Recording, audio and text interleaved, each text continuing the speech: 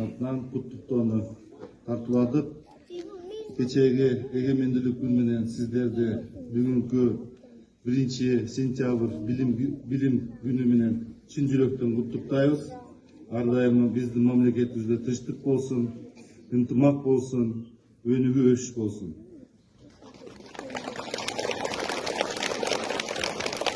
Урматтуу калай калк, жаңы чыккан китепте Садыр Нуркожоевичте жаңы Кыргызстан куруунун багыты ушул жерде мамлекеттик идеологиясында биринчи кезекте билим берүү тармагын өстүрүү, өнүктүрүү деген графа жазып калган. Мына ушул идеологиянын негизинде бизге Садыр Нуркожоевич тапшырма берген. Быйыл 100 мектеп бүтүрөбүз деп. Мына 1-сентябрга карата азыр Кыргызстан боюнча 2300дөн ашык мектептердин эшиктери ачылып, 1-сентябрь күнү деп белгилеп атат. Мына бүгүн 42 жаңы мектеп бүгүн биз ачып атабыз. 42 мектепти. Ошо 42 мектептин ичинде бүгүн мына ошол жерде Төлөбек Сыдыкбеков атындагы мектептин жаңы имараттын ачылышы болуп атат. Кудай буюрса бүтпөгөн иштер дагы бар экен. Мектеп спорт залдарын ушун баарын бүтүрөбүз. Кудай буюрса баары жакшынакай мектептер курулат.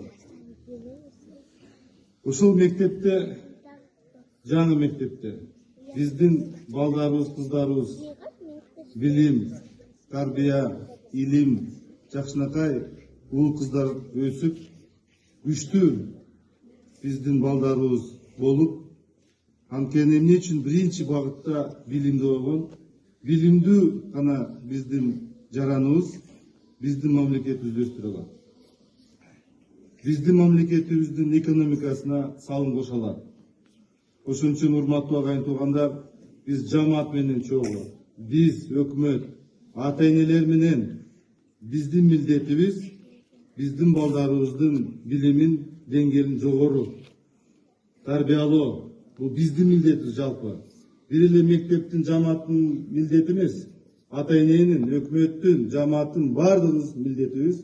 Мына кичинекей биздин балдар, кыздарыбыздын билими жогору болушун биз милдет коюп атабыз. Ошондуктан урматтуу агайын туугандар, дагы бир жолу сиздерди куттуктайбыз.